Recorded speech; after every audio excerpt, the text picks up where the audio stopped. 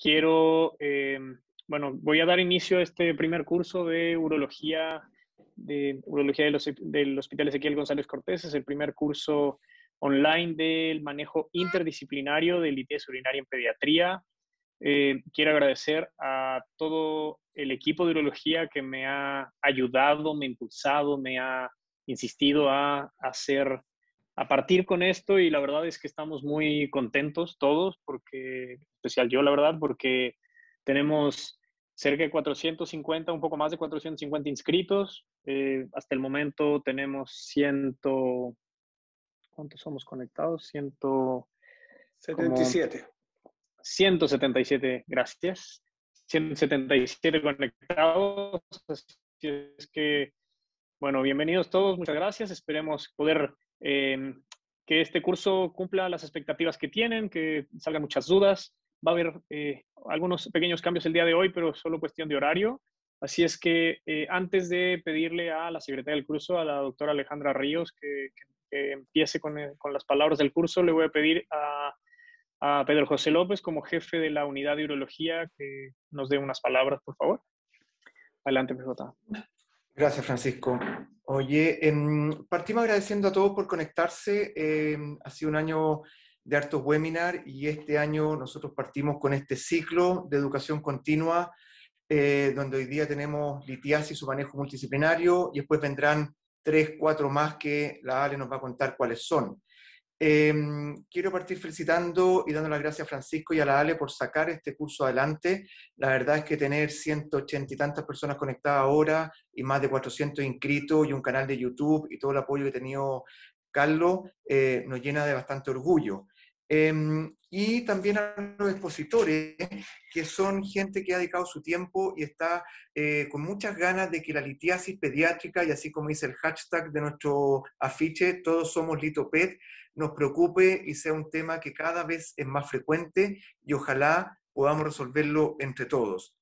Hace como 5 años, Francisco parte con la idea de tener una especie de subunidad de litiasis que le pone Lupuyén con la cosa de endurología, y hoy día ya es un grupo multidisciplinario que se reúne en forma constante, que tiene todas las especialidades y que hoy día van a entregar y compartir sus conocimientos para que todos podamos aprender.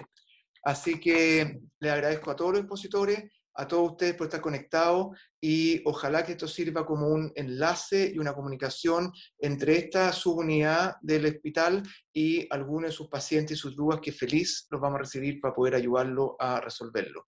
Así que, Francisco, Alejandra, muchas gracias.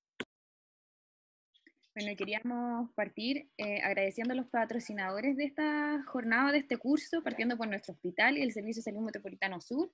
También agradecer al Departamento de Pediatría y Cirugía Infantil de la sede sur de la Facultad de Medicina de la Universidad de Chile, a la Sociedad Chilena de Urología y su filial de Endurología, a la Sociedad Chilena de Pediatría y a la Sociedad Iberoamericana de Urología Pediátrica. Todos nos han apoyado bastante en este curso, tanto en la difusión como en otras cosas. Y, por supuesto, agradecer el auspicio de Sinton también, que nos ha apoyado durante este curso. Para la jornada, o sea, para los próximos cursos que se vienen durante este año, para que tengan presente y lo tengan más o menos presupuestado, en julio tenemos un curso de disfunción miccional que va a ser muy parecido al de hoy día. Y en septiembre tenemos un curso de diagnóstico antenatal, y en noviembre tendremos un curso de variaciones del desarrollo sexual. En cuanto a la jornada de hoy día, vamos a comenzar la jornada con el doctor Óscar Muñoz, que nos va a dar una charla sobre epidemiología de la litiasis. Él es cirujano y urólogo pediátrico y trabaja en el Hospital Roberto del Río y en la Clínica Dávila. Después seguiremos con el doctor Francisco Reed, que nos hablará del manejo urológico de la litiasis en pediatría. Él trabaja en nuestro hospital y además trabaja en la clínica alemana. Después seguiremos con el futuro de los pacientes con litiasis pediátrica con el doctor Felipe Águila. Él es urólogo adulto y trabaja en el Hospital Clínico de la Universidad de Chile. Y por último, finalizaremos la jornada con el estudio imagenológico de estos pacientes a cargo del doctor Francisco Zúñiga, que es radiólogo de nuestro hospital y de la clínica alemana. Partimos entonces con nuestra primera charla a cargo del doctor Óscar Muñoz.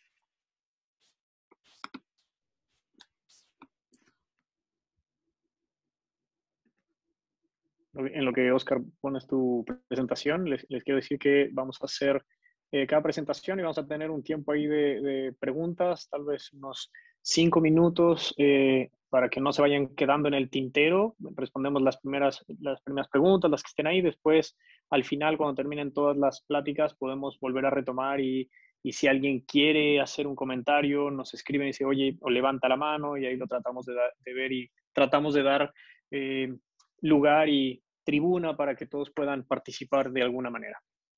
Gracias, Oscar. Adelante, por favor. Bueno, muy buenas tardes. Audio, video, ¿todo ok? Todo ok. Perfecto. Todo ok. Bueno, muy buenas tardes a todos. Primero que todo, quiero agradecer la invitación del Grupo de Urología del Hospital Ezequiel González Cortés. Quiero agradecer y felicitar también al doctor Francisco Reed por esta estupenda iniciativa. El primer tema que vamos a revisar es epidemiología de la litiasis. Avanza. Estamos en tiempos difíciles. Espero que cada uno de ustedes y su familia se encuentren muy bien. A pesar de las dificultades, este formato online nos permite acercarnos un poco más. Revisando el tema de la epidemiología de la litiasis pediátrica, debemos preguntarnos cuál es la importancia del tema. Es una patología que genera morbilidad, que genera que los pacientes consulten a los servicios de urgencia, que requieran hospitalización, que requieran intervenciones quirúrgicas en un porcentaje no menor. Tiene una alta tasa de recurrencia, un 50% dentro de 5 años, y si pensamos que son pacientes que tienen una larga expectativa de vida, van a tener un segundo o tercer episodio. Es una manifestación de una enfermedad subyacente que tenemos que esclarecer y puede causar una enfermedad, ya sea una enfermedad renal aguda, una enfermedad renal crónica a largo plazo, incrementa el riesgo de enfermedad cardiovascular, incrementa el riesgo de fracturas y en las mujeres complica los embarazos. Me fui para atrás, perdón. Dentro de los factores epidemiológicos existe una múltiple variedad de factores en los cuales se dividen factores extrínsecos como las localizaciones geográficas, los cambios climáticos, los hábitos nutricionales. Últimamente se le está dando mucha importancia al microbioma, que es esta relación intestino-riñón, y a la relación con medicamentos que habitualmente se usan, principalmente antibióticos en la edad pediátrica. Y factores intrínsecos propios de los pacientes, como son las cargas genéticas, antecedentes familiares y en relación a cada edad, grupo etario y tiene una particularidad. Esto lleva a que tenga una variabilidad en cuanto a la frecuencia y en cuanto a la recurrencia de esta patología. La variabilidad regional es muy similar a los adultos. Existe mayor prevalencia en países occidentales que en el hemisferio oriental. En todas las zonas geográficas ha aumentado notoriamente su frecuencia. En Arabia Saudita se describe una prevalencia de un 20%. Han existido cambios a nivel de la urolitasis pediátrica en cuanto a la localización. Cambiamos la localización vesical a renal. Sin embargo, en países aún persiste la litiasis vesical endémica, principalmente en países del Oriente Medio, del norte de África, en el cual hay factores nutricionales implicados en ello. En países desarrollados, la litiasis vesical se describe más en pacientes que tienen disfunciones vesicales tipo vejiga neurogénica o han requerido alguna intervención quirúrgica. Esto es lo que se conoce como el cinturón o el cinturón afroasiático de los cálculos, que es una zona de alta endemicidad de litiasis. Se han investigado factores en relación a esta zona y se han descubierto la alta tasa de consanguinidad. Hay algunos estudios en los cuales describen la ausencia de o alteraciones en el microbioma, como vimos, la ausencia de flora bacteriana que puede degradar algunas sustancias, especialmente el oxalato.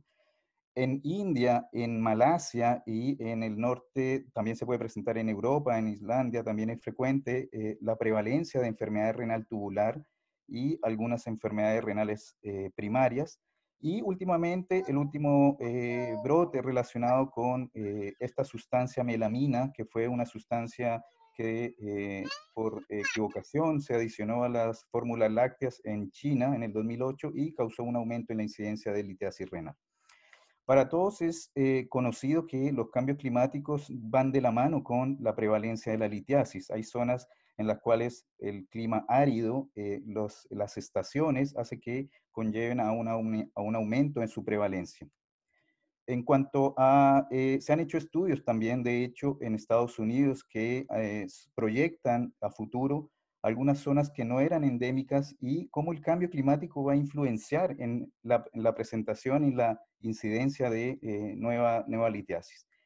A nivel general, la litiasis pediátrica es poco frecuente en realidad. Sin embargo, bueno, se describe una incidencia, una prevalencia, perdón, de más o menos un 3 a un 5% de todos los cálculos de los formadores de cálculos son niños. La prevalencia es variable dependiendo la localización geográfica. De forma global, la prevalencia de adulto, si pensamos que tiene una prevalencia entre un 4 y un 20%, la prevalencia pediátrica es mucho menor, entre un 1 a un 3, 5% también. Sin embargo, en Estados Unidos se han hecho estudios últimamente y ha habido una explosión epidémica de la litiasis en la edad pediátrica y se describe una incidencia global de 14 por 100.000, una prevalencia global de 70 a 100 por 100.000 y esto ha llevado a que veamos en los estudios un aumento progresivo en la presentación de la litiasis a expensas de la edad pediátrica, principalmente en el grupo etario de 12 a 17 años. Este estudio es muy interesante, esta gráfica, perdón, quiero que la retengan un poco, ya que a pesar de que los cambios, o la estadística de la litiasis pediátrica en general se ha mantenido en los rangos etarios hasta los 10, 11 años, a partir de los 12 años aumenta notablemente. Este es otro estudio realizado en Carolina del Sur. También nos muestra, quiero que se fijen en la línea negra, en el cual la incidencia ha aumentado en las últimas décadas en cuanto a la prevalencia de la litiasis en general en pediatría. Y la línea azul representa el aumento en la incidencia en adolescentes. Acá otra gráfica podemos observar que ese aumento en adolescentes está a expensas de la población femenina. Y este último gráfico podemos evidenciar un seguimiento de todas las edades a lo largo de los tiempos y observamos la línea verde punteada en la cual ese aumento que se ve en estos estudios es a expensas de la población adolescente femenina. Ha habido más reporte en la literatura de que hay un aumento en la incidencia en la urolitiasis pediátrica en adolescentes, se ha triplicado. Sin embargo, no es tan así como en el resto de los países. Lamentablemente nosotros no tenemos estadísticas claras y tenemos que remitirnos a la estadística de la zona norte y en general, si comparamos la prevalencia en cuanto a género, en adultos es más prevalente en hombres. En pediatría ya hay una cierta diferenciación, sin embargo en menores de 10 años es equiparable la relación, en mayores de 10 años ya cambia un poco, aumenta un poco la presentación en la población femenina, como ya vimos en el trabajo anterior.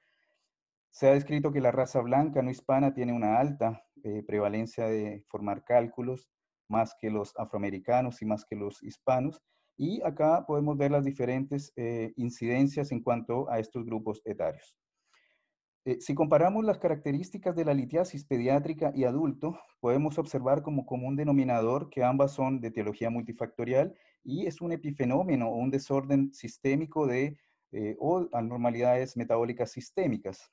Sin embargo, en la población pediátrica tenemos que tener en cuenta que existen alteraciones renales primarias, trastornos del metabolismo primarios, errores innatos del metabolismo que tienen mayor, digámoslo, frecuencia que en la población adulta. Y asociado también a malformaciones del tracto genitourinario. En cuanto a la obesidad y la infección, son características que se comparten tanto en adulto como en el pediátrico. Sin embargo, como veremos más adelante, la obesidad no se ha visto como un factor importante. Acá lo mismo, repetimos que la etiología es multifactorial. La gran mayoría hay una alteración metabólica subyacente entre un 20 a un 50%. En áreas endémicas puede subir un poco más. La otra etiología es infecciosa. La otra etiología importante en pediatría es las anomalías metabólicas y hay una cuarta clasificación que son las alteraciones idiopáticas en las cuales no hemos podido diagnosticar estas tres etiologías previas y lo más probable es que si se hacen mayores estudios desde el punto de vista molecular o genético vamos a encontrar alguna respuesta. Este estudio es importante ya que podemos ver la relación que existe en las diferentes etiologías, entre la etiología metabólica, infecciosa y anatómica. En cuanto a la composición de los cálculos, en pediatría lo más frecuente es que se sean cálculos de oxalato de calcio, de fosfato de calcio, luego cálculos infecciosos y en porcentajes muy bajos cálculos de ácido úrico puro o de cistina, que son trastornos propios de enfermedades genéticas. En cuanto a las alteraciones metabólicas, como ya vimos, lo más frecuente es que haya una alteración metabólica entre un 30 y un 90% en algunos reportes. La hipercalciuria es lejos la más frecuente. Hay que tener atención al volumen bajo. La ingesta de líquidos en los niños es muy frecuente y en estudios que se han hecho que no se han podido descubrir alguna causa metabólica, el único factor en común es la baja ingesta de líquidos. La hiperoxaluria y la cistinuria son en realidad raras, pero hay que tenerlas en cuenta porque se presentan en la edad pediátrica y tienen una alta probabilidad de enfermedad renal crónica. Acá vemos un poco la presentación clínica que varía, obviamente, de acuerdo al rango etario. En menores de 3 años es una clínica inespecífica. Entre 3 a 10 años aparecen síntomas urinarios bajos, disuria, hematuria, polaquiuria, dolor abdominal. No es el típico cólico. Y en un 10 o un 20% se encuentra como un hallazgo radiológico. Y mayores de 10 años ya podemos ver que se puede presentar como un dolor abdominal asociado a hematuria o como el cólico típico, el cólico renoureteral que se presenta en la etapa adulta. Este es un estudio epidemiológico de los últimos 22 años en el Reino Unido, en el cual describe las características demográficas y clínicas y destacamos que encontraron o reunieron 511 pacientes en 22 años y describen que la edad de presentación es más precoz en niños que en niñas. No hubo ninguna relación en cuanto al peso ni a la talla y el 34% se encontró una causa metabólica. Después una causa infecciosa y los otros fueron clasificados como causa idiopática. Dentro de la causa metabólica, lo más frecuente, como ya vimos, la hipercalciuria, y se concluye que en este grupo, en esta población de pacientes, las causas metabólicas infecciosas son las más frecuentes y no está asociado a obesidad, como en algunos estudios se presume. En cuanto a la epidemiología local, en realidad tenemos muy poca literatura. Este es el único trabajo a nivel nacional que tenemos. Es un estudio del grupo de la Universidad Católica del año 2003, en el cual encontraron en 52 pacientes 1.6 niños con litiasis por 1000 ingresos, una incidencia, y 4.2 por 100 ingresos nefrourológicos.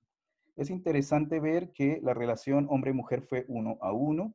Las características clínicas fueron bien variables, tal cual como los había mencionado previamente, y hicieron una división según el rango etario y llama la atención que el 37% tuvieron alteraciones metabólicas y dentro de ese grupo el 54% fueron en menores de 5 años. También destaca que el porcentaje de alteraciones anatómicas se encontró en un 23%. Para recordar, en menores de 10 años debemos pensar en anomalías estructurales y en enfermedades genéticas, que aunque la probabilidad no es tan alta, pero tenemos que estar atentos a esta etiología. Podemos ver hidronefrosis, causas obstructivas, obstrucciones piloureterales, reflujo, dobles sistemas, riñón en herradura, el riñón esponjoso medular, los divertículos caliciales, etc. En cuanto a y recordar en mayores de 10 años, ya se nos acerca un poco a las características propias del adulto, las alteraciones metabólicas en un 50%. Recordar también que hay enfermedades sistémicas que pueden producir cálculos, enfermedad de Crohn, fibrosis quística, mielomingocele, tratamientos de epilepsia, dieta cetogénica, enfermedad de Lesch-Nyhan, que es una enfermedad de la alteración del metabolismo de las purinas, y enfermedades renales primarias, como ya vimos, como la hiperoxaluria, la cistinuria, que son enfermedades o tubulopatías genéticas. En cuanto a la predisposición familiar, se describe que existe el riesgo cuando hay un familiar de primer grado con litiasis de tener su descendencia familiar un riesgo de entre 2 a 16 veces mayor. El antecedente familiar, en la gran mayoría de los estudios, se describe entre un 36 a un 65%. Sin embargo, la recurrencia familiar no implica una causa genética de base, hereditaria. más sí factores ambientales y hábitos alimentarios que están en el entorno común de la familia. Se ha hecho especulaciones de por qué esta alta incidencia en pediatría. Una es la obesidad, que como ya vimos, los datos en general en la literatura no son consistentes. Quizás estamos haciendo mayores estudios radiográficos y quizás está aumentando la incidencia y la prevalencia de la litiasis en pediatría, el calentamiento global probablemente, y lo más importante son los cambios en los hábitos dietéticos. Y lo que es probablemente el mayor responsable es el aumento en la ingesta de sodio. En cuanto al sobrepeso, vemos que en este estudio un 15% tenían sobrepeso y que en realidad no difiere de la población pediátrica normal. Otro estudio demuestra que la obesidad no es un factor de riesgo de nefrolitiasis, más sí en la población adulta. Y en cuanto a la recurrencia, se describe que la litiasis en niños que no tienen o no se descubre un factor metabólico tiene una recurrencia de un 19%, pero aumenta cuando hay una alteración metabólica hasta un 50%. En estos estudios podemos ver que la recurrencia en algunos estudios lo describen como muy similar a los adultos. Hay una recurrencia, como ya vimos, de un 50% en 3 años a 5 años después del primer episodio. Eso significa que los pacientes van a requerir siempre un estudio, una evaluación metabólica. En cuanto a la etiología de la enfermedad renal, afortunadamente aporta muy poco porcentaje en cuanto a este grupo de pacientes. Lo más frecuente en un 11% es que se deba a enfermedades renales primarias y la litiasis renal no hereditaria aporta un 1% en algunas series.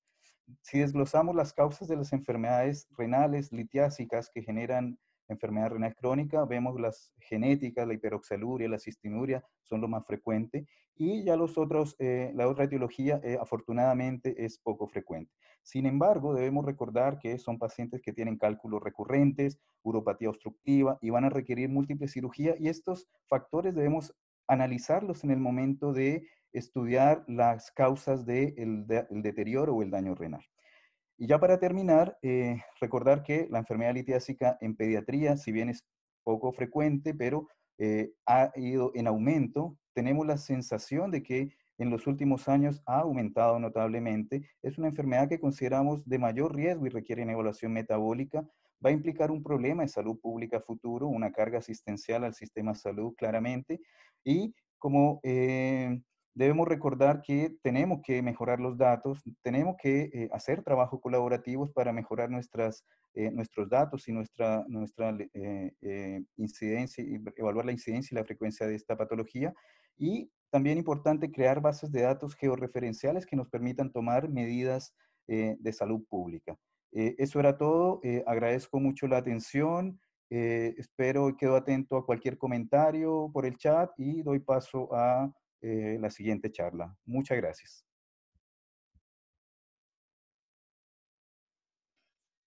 ¿Hay alguna pregunta o duda con respecto a la charla del doctor Muñoz sobre epidemiología? Si quieren nos pueden dejar sus preguntas en el chat. Muchas gracias, Oscar. Solo quiero mencionar algo que por supuesto que necesitamos un trabajo colaborativo y bueno, es lo que estamos tratando de hacer, juntando datos y tiempo, sobre todo porque como no es algo muy común, necesitamos más tiempo para poder tener algo que valga la pena, pero en eso estamos trabajando. ¿Alguna pregunta? Sí, déjame ver. No sé si alguien tiene alguna pregunta, si la puede escribir por el chat, si pueden levantar la mano para ver si podemos dar algo de tiempo o partimos con la siguiente charla.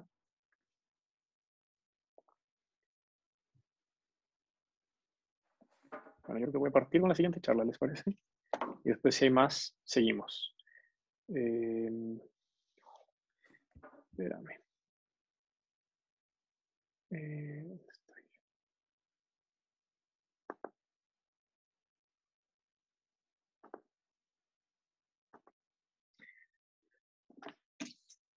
A ver si puedo hacer algo, perdón, pero...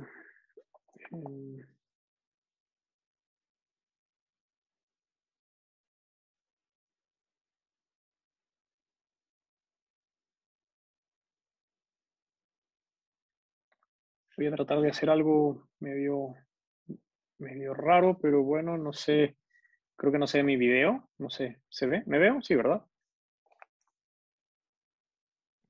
No, Francisco, no te ves tú. Se ve la Y pantalla. ahora me ve, pero ahora sí me veo, ¿no? Y está viendo tu pantalla. Sí. ¿Se ve la Ahí. pantalla o no? ¿O solo se ve la No, ahí compartiendo estás. pantalla? No. Bueno, es que aquí no, todavía la tecnología, espero que aprenda un poco más rápido que la litiasis. Te ves Pero por bueno, urología em, Exequiel, por ahí te ves. sí, por ahí me veo y estoy presentando por el otro lado. Y estoy hablando por otro micrófono. No, no es cierto. Bueno, obviamente, como ya lo hemos dicho, todos somos Litoped. Esto no es un trabajo solo de urólogos, es un equipo multi e interdisciplinario que, como les irán viendo durante este curso, tiene muchos aspectos y como bien dijo Oscar, es una patología que va incrementando, le estamos viendo más frecuentemente. Hay varios factores los cuales pueden estar determinando esto, pero creo que cada vez nos incluye más a más patologías. Y es lo bueno que aquí tenemos nefrólogos, pediatras, urólogos, radiólogos, como hemos visto gastro, demás, como vamos a ver la siguiente semana. Bueno, a mí me tocó hablar un poco de lo que más me gusta, obviamente, el manejo urológico pediátrico. No tengo ningún conflicto de interés. Sinton nos ayudó mucho, como ya dijo Ale, a la difusión de esto y las otras sociedades. Y bueno, solo, como pueden saber, me gustan mucho las piedras, que por eso están ahí en mis dibujos. Pero bueno, básicamente ya hemos visto que la litiasis urinaria obviamente va en aumento, tiene una recurrencia elevada, una mayor recurrencia en niños y esto es por la larga, por su edad, tienen mucho más porcentaje de vida y por eso van a tener mayor recurrencia. Esto nos conlleva a una patología crónica y tenemos que tener un seguimiento interdisciplinario necesario. Eh, ¿Cuáles son los objetivos del tratamiento? Obviamente queremos tener una mejorar el stone-free rate o dejar los pacientes sin cálculo, libres de cálculo, para que tengan una menor tasa de recurrencia. Obviamente, si estudiarlos a estos pacientes, como veremos con Felipe, muchas veces en algunos centros a los adultos no los estudian. Me parece que los niños todos se deben de estudiar para descartar las alteraciones metabólicas. Ya vimos con la charla de Oscar que puede haber hasta 90% en algunos casos. Obviamente el daño renal que nos puede llevar a una enfermedad renal crónica, las infecciones urinarias, que esto junto con el cálculo renal tener daño renal. Hay que corregir las malformaciones anatómicas asociadas, porque estas también pueden estar relacionadas a incrementar la prevalencia del cálculo, disminuir la morbilidad y la hospitalización de los pacientes. Y sobre todo también, como esto conlleva una radiación, necesitamos disminuir la cantidad de radiación. Y esto es lo que se conoce como ALARA, que es As Low as Reasonable Achievable. ¿Qué es ALARA? Bueno, pues es la cantidad de radiación que tiene el paciente. Ya el doctor Zúñiga nos hablará más adelante de esto. ¿Qué factores tenemos que considerar con nuestros pacientes? Obviamente la edad del paciente es muy importante. No es lo mismo tratar a un niño menor de 1 año que a un niño de 14 años. La carga litiásica y el tipo de litiasis es importante. No es importante ver que un cálculo mide 7 milímetros por 3. Esto es un volumen. Tenemos que verlo en los 3 ejes y sumar toda esa carga litiásica. Y obviamente hay litiasis blandas, por así decirlo, que son las infecciosas, que se rompen muy fácil, y las litiasis de cistina es muy complicado romperlas. Esto nos lleva también a los posibles eventos anestésicos que podamos resolver en un paciente, porque si bien los autos dicen, no, es que la ureteroscopía es muy buena y se puede hacer una ureteroscopía, nosotros tenemos que saber que niños probablemente antes de hacer una ureteroscopía tenemos que poner un pigtail antes para que esto nos dilate el uréter y podamos entrar con un pigtail. Entonces, muchas veces pacientes tienen mucha carga litiásica y necesitan 2, 3 eventos anestésicos y por lo menos para limpiar un riñón. Obviamente, como ya dije, las patologías agregadas y malformaciones. Y todo esto y algo muy importante es que tenemos que saber bien la experiencia del centro y del cirujano y el equipamiento disponible. No siempre todos los centros tienen todo el equipamiento disponible y esto conlleva tal vez a tener más eventos anestésicos, más entradas a pabellón y un stone-free rate más bajo. Primero hablemos un poco del manejo agudo en la urgencia. Lo ideal es que cuando hay un paciente con un dolor, con un cólico renal, como ya lo explicó Oscar, hay que dar una analgesia. Se puede o no usar terapia médica expulsiva. Hay algunos datos en adultos que no vale la pena usarlo. Esto es más como un acto de fe. Pareciera que en los niños funciona. Hay que tener hidratando a los pacientes. Antibiótico está en duda si vale la pena usar o no. Me parece que el tamizaje de la orina es muy importante. Hay que hacer una cristalografía del cálculo para saber exactamente de qué está hecho. Y, por supuesto, tener un tratamiento preventivo, un aumento en la ingesta de líquidos. Como ya también lo dijo Oscar, es difícil que los niños menores de 2 o 3 años tomen mucho líquido, o algunos pacientes con alguna otra patología neurológica, por ejemplo. Pero también el tipo de frutas y verduras que comen, la cantidad de proteínas y la ingesta de calcio es muy importante. Sabemos que en los niños, como ya lo veremos la próxima semana con nuestra nutricionista y nuestra nutrióloga, que no se debe restringir el calcio porque si no lo extraen del hueso de los niños. Entonces, yo cuando estudio un paciente, bueno, obviamente hay que tratarlo y hay que eliminar el cálculo, ya sea con un tratamiento quirúrgico o con una terapia médica expulsiva, pero hay que mandar a hacer la cristalografía, hay que hacer un estudio metabólico y un estudio anatómico.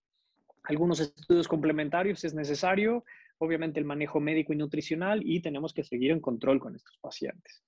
Entonces, esto nos lleva, como ya les dije, a un manejo interdisciplinario de gastroenterólogo, nefrólogo, nutrición, pediatra, radiólogo, urólogo, endocrinólogo. A veces necesitamos asistente social porque necesitan estar más tiempo hospitalizado, medicina del dolor y demás cosas. Por eso es que nosotros, idealmente, y con Alejandra, tratamos de llegar a este logo de Todos Somos Litoped, que es un puzzle, un rompecabezas, que lo armamos entre todos para poder armar bien nuestros riñoncitos. Solo a modo de ejemplo, yo no voy a hablar de la terapia médica, pero estas son las guías que sacó la Sociedad Europea de Urología Pediátrica. Está muy chico, perdón, pero lo pueden ver en la página de las guías, y la gran mayoría de los pacientes, dependiendo si son de cistina, si son de amonio, si son de carbonato de calcio, muchos de ellos les ayuda mucho el dar citrato de potasio para alcalinizar la orina y evitar que tengan más formación de litiasis. Y esto vale la pena usarlo, además de otros tipos de medicamentos. Ya Oscar habló de las alteraciones metabólicas, no vale la pena que me meta y ahonde más en esto. Así es que vamos básicamente al manejo. Y el manejo no quirúrgico, bueno, es la terapia médica expulsiva o a veces una eliminación espontánea. Aquí, esta es una niña menor de 1 año que eliminó un cálculo de más de 7 milímetros de largo, y la mamá me mandó un video en donde me dijo, aventó esto, y ella, no está el audio, pero ella sacaba y ponía cómo sonaba la piedra al tocar la mesa y demás. Entonces, algunos niños tienen más distensibilidad del uréter y es más factible que puedan expulsar el cálculo.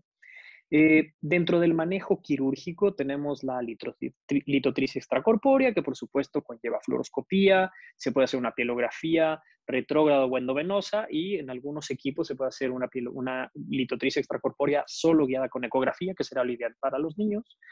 La ureteroscopía, que ya les explicaré después, o cirugía retrógrada intrarrenal, que puede ser semirrígido o flexible, la nefrolitotomía percutánea, la cirugía abierta laparoscópica, que se usa en algunos casos muy específicos, o terapias combinadas.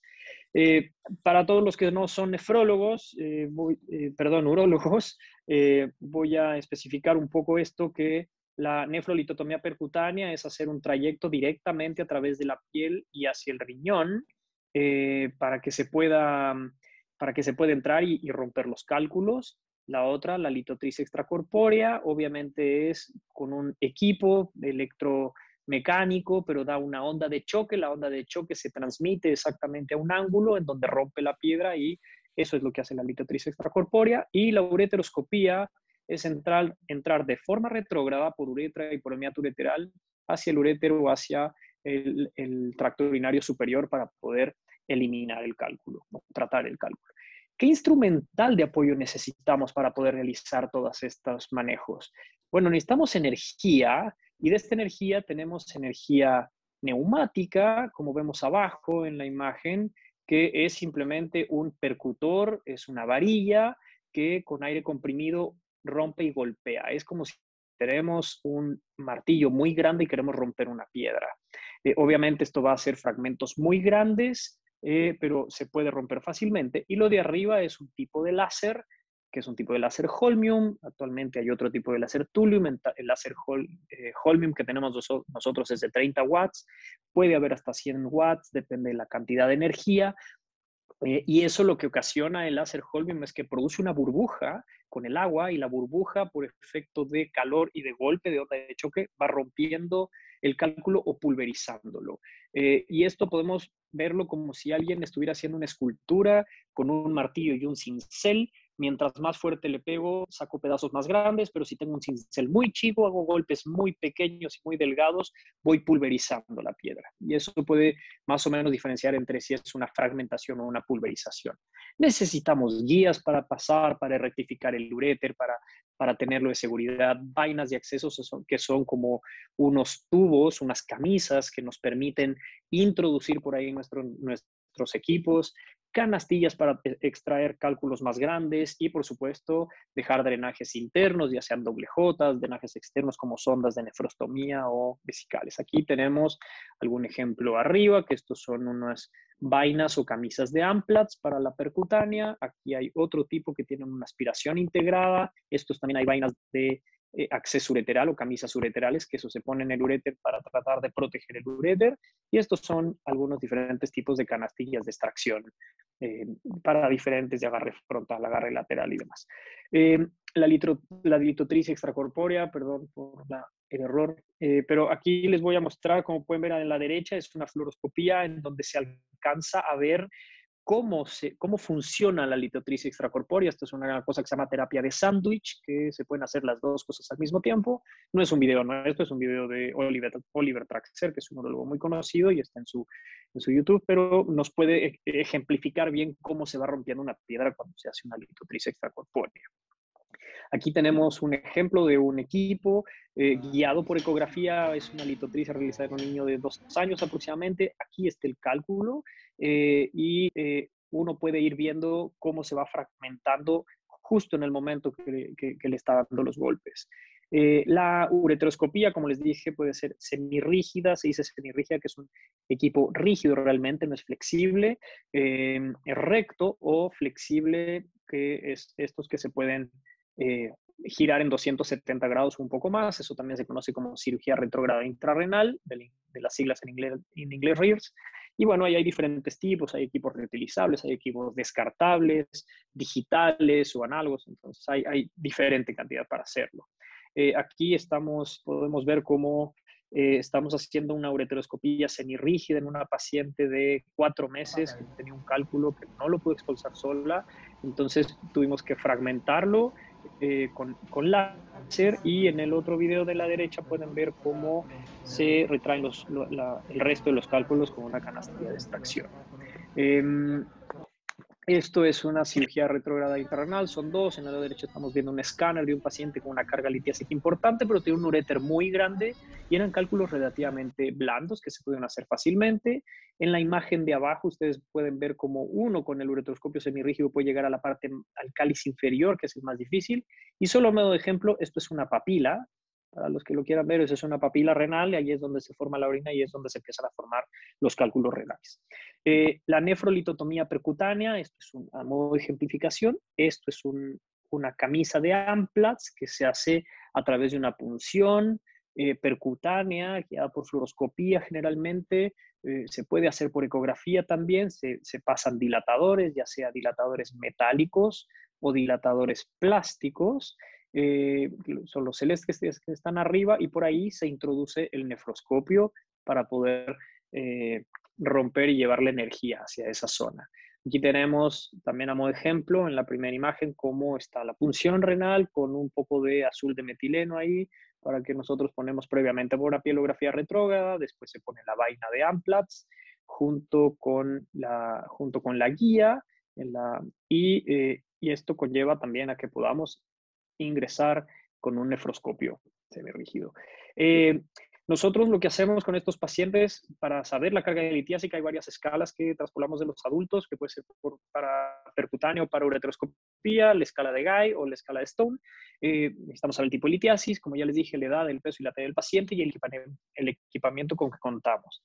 Solo a modo de ejemplo, nosotros generalmente en pediatría solo hacemos mini, nefrolitotomía o ultra mini, que realmente son desde 11 hasta 22 French, se puede hacer menor de 5, pero no tenemos el equipo, creo que no es tan necesario. Y para que puedan ejemplificar esto, bueno, 30 French, que es generalmente un estándar de percutánea, es casi 1 centímetro de diámetro que se hace la punción en el riñón. Y a modo ejemplo, al lado derecho podemos ver que 30 French no es la mitad de 13. Básicamente caben 5 vainas de 13 French en una vaina de 30. Obviamente es mucho mejor tratar de hacer una función de este tamaño para un...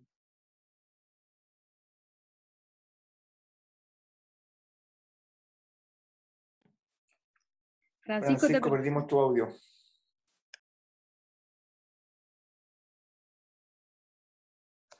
Francisco, se te fue el audio.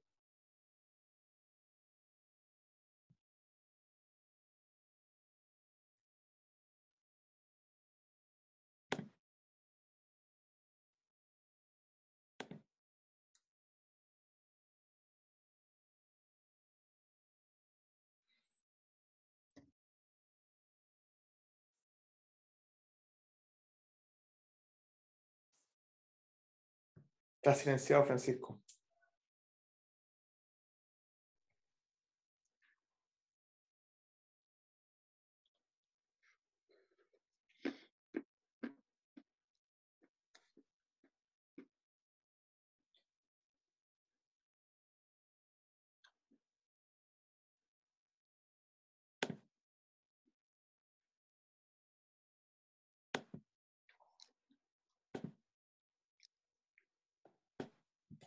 Perdón, me escuché. Sí.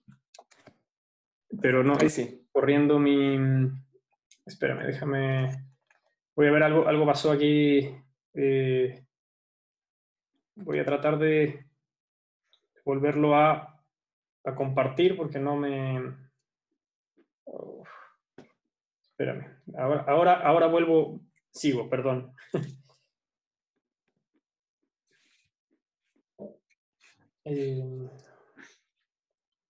Ale, si quieres ir diciendo un poco las preguntas y a ver si las puedo ir respondiendo en audio. Perfecto. Mira, la primera pregunta que llegó fue el hospital de Félix Bulnes y decía que frente a cálculos infecciosos que son del orden del 1%, ¿cuáles agentes infecciosos se documentan en la literatura que son causa de estos cálculos? Generalmente son productores de proteasas, como el Proteus. Y entonces, y estos hacen, productores de esterasa, entonces hacen que estos cálculos se hagan como una nieve, por así decirlo, y esto se va uniendo. Pero generalmente esto necesita como una base previa para que esté, una red de metal, unos cristales unidos para que esto pueda seguir juntándose y poder hacer este cálculo. Después preguntan en qué porcentaje se disminuye el riesgo de un nuevo evento litiásico con el cambio del estilo de vida después de un primer evento. La verdad es que no se sabe bien cuánto, pero disminuye considerablemente. Si tú tienes un 50% de posibilidades de hacerlo a 10 o a 5 años, con un tratamiento adecuado disminuye en un 20%, o sea, disminuye hasta un 20%. Pero eso es más o menos lo que hay en la literatura. La verdad es que depende mucho de cada paciente y de qué esté hecho cada cálculo. Después pregunta Guadalupe si se debe realizar una ureteroscopía. ¿Pones de manera arreglada un pigtail previo al procedimiento? ¿Utilizas de manera arreglada vainas ureterales? A ver, yo creo que todo paciente menor de como unos 8 años o 9, yo creo que se necesita poner un stent previo, dependiendo qué ureteroscopio tengas. Pero generalmente si tenemos uno de adulto que la punta es de 7,5 y todos los descartables son de 7,5 por lo menos, yo creo que vale la pena poner un pigtail previo, que puede ser hasta una semana o un poco más. La vaina ureteral depende el tipo de cálculo. Si lo puedes hacer una pulverización no es necesaria, dependiendo de tu destreza. pero sin embargo, si tú piensas fragmentar y traccionar cálculos, si vas a entrar y salir, sobre todo en hombres, me parece que el entrar por la uretra puede ser muy molesto, dejarlos en vejiga puede ser que no los expulsen fácilmente, pero sobre todo vale la pena usarlo como para protección de tu equipo. Si no estás muy acostumbrado a hacerlo, hacer una ureteroscopía es mejor colocarla y tener una protección de tu equipo, sobre todo si es uno reutilizable. ¿Está ahí? Después seguimos con las preguntas o seguimos dando las preguntas. No, sigue dando por ahora, espérame que necesito. Ya, mira, doctor Soto pone, ¿cuál es el niño más pequeño al que se le ha realizado una ureteroscopía flexible con y sin camisa? Y misma pregunta para una percutánea. Yo personalmente la flexible que he hecho más chico es una niña de 3 años que tenía se llama un síndrome de TAR, que tiene una genesia del radio y trombocitopenia y tiene una litiasis. Entonces en ella le puse un pigtail previo y por problema de la trombocitopenia prefería hacer una ureteroscopía flexible que estaba en el cáliz inferior. Entonces lo hice sin vaina y lo hice con un equipo descartable. Lo hice con el de Boston, que la punta es de 7,9. Y la percutánea más chica que he hecho es, o sea, bueno, yo que le he hecho completamente es este niño que mostré, que es como de 1 año 10 meses, pero cuando estuve en Pakistán hicimos una en un niño de 10 meses. Ya, después Verónica pregunta si todas las percutáneas se realizan en prono. No, no necesariamente, se pueden hacer en supino, depende de cada quien, qué es cómo uno esté acostumbrado a hacerla.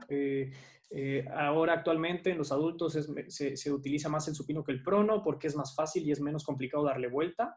En los niños, y si tienes mucha carga litiásica, el prono es bastante bueno, sobre todo si tú quieres acceder al cáliz superior.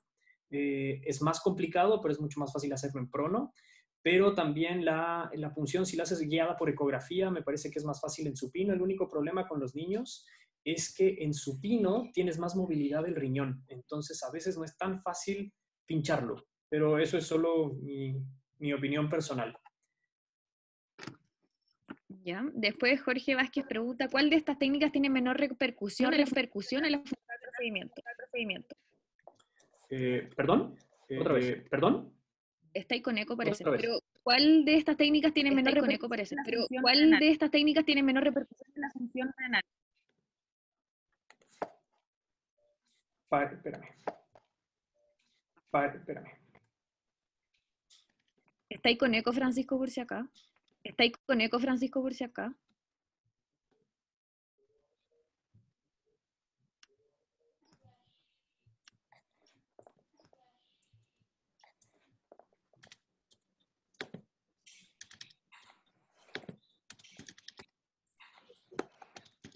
A ver, ahí me parece que ya no estoy con eco, ¿no?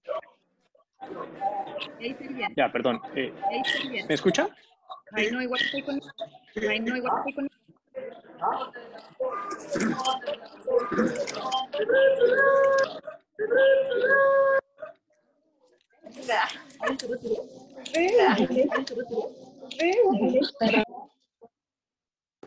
¿Me escuchan ahí? ¿Ahí se me escucha? Sí, ok. Te escuchamos con eco. Perdón. A ver, ¿cuál tiene menos repercusión? Por supuesto. La percutánea, se está haciendo una lesión en el riñón, tiene más riesgo de sangrado. Estás con un eco infinito.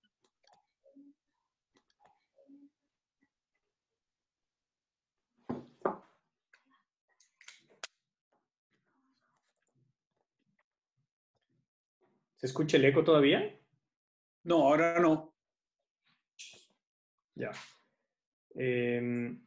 Perdón, pero como decía, el hecho de tener una punción en el riñón pudiera afectar, tiene más riesgo de sangrado, de infección y esto dañar a futuro la función renal, pero esto es más o menos como de un 4%, pero obviamente la que menos riesgo tiene es la ureteroscopía y una litotripsia extracorpórea bien llevada, con un grado que se va escalando la cantidad de golpes para que haya más vasoconstricción y que no haya un hematoma perirrenal, es mucho más seguro. El problema es que a veces no se puede hacer por problemas de sangrado o porque También uno dice, bueno, hago una percutánea y se trata de hacer en 1 o 2 sesiones, o hago 3 o 4 litotrices extracorpóreas. Entonces, como los niños necesitan una anestesia con esto y hospitalización, también es como complicado decidirlo.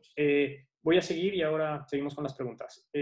Como decía, algunos pacientes que tienen algunas alteraciones de base que necesitan una ampliación vesical, tienen cálculos vesicales, se pueden hacer cistolitotomías abiertas, como tenemos a la derecha, cuando son demasiado grandes los cálculos, se pueden hacer endoscópicas o percutánea, que es una combinación de endoscópica, como en el lado izquierdo, que además pusimos un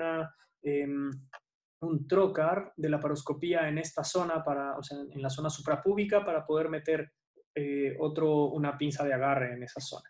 El manejo no endoscópico, podemos hablar de la laparoscopía y la robótica, es poco utilizada en indicaciones específicas. Por ejemplo, arriba tenemos una pielolitectomía y una pieloplastía al mismo tiempo, que hizo el doctor Castellán con robot, en donde sacaron el cálculo que tenía en la pelvis redundante y hicieron una pieloplastía al mismo tiempo.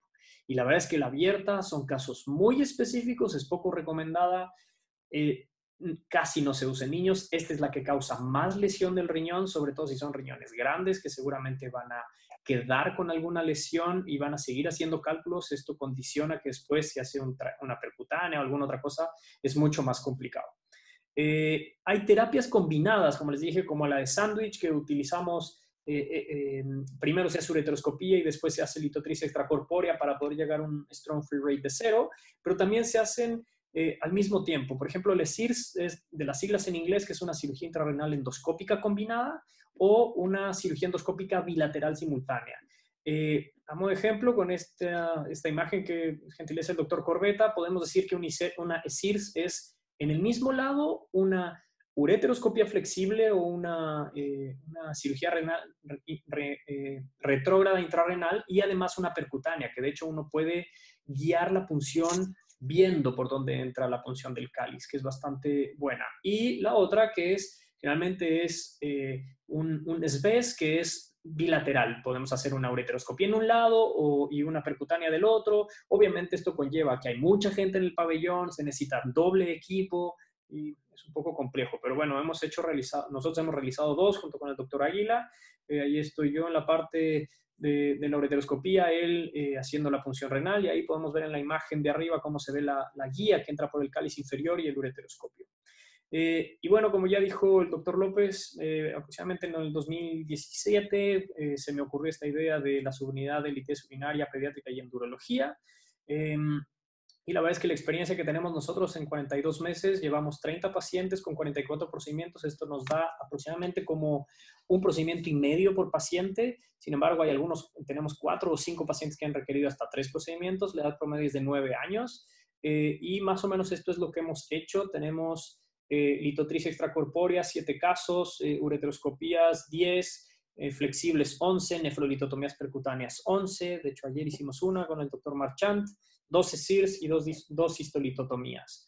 Y bueno, ya para finalizar, un poco extenso, perdón, en los mensajes para la casa, es que esto es un incremento en la frecuencia y la complejidad. Tiene que haber una terapia individualizada y el pronóstico es reservado, sin embargo es bueno.